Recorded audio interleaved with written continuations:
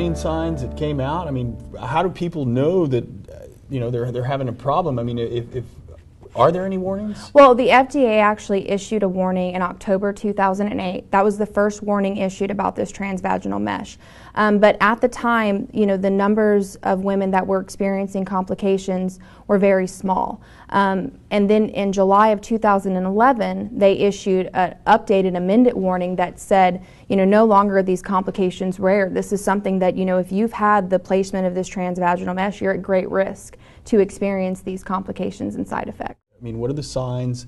How do you know if it's a smaller case, if it's worsened? I mean, I'm sure there's like warning signs for it. Yeah, and there's several common problems. One of the biggest problems is pain. A lot of women complain of vaginal pain, pain while urinating, pelvic pain or abdominal pain.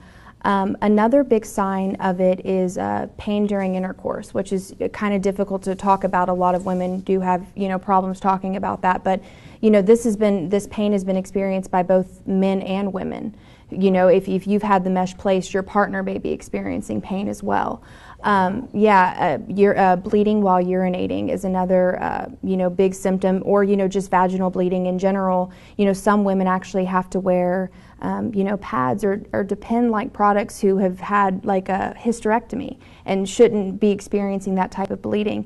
And another big symptom is erosion of the mesh, and that's the most common symptom, is that mesh has actually eroded itself through the vaginal wall, and it could be protruding through the vaginal wall, and also reoccurrence of the pelvic organ prolapse or the stress urinary incontinence. So what the mesh was essentially designed to correct, the problem has represented itself because this mesh is just essentially not working.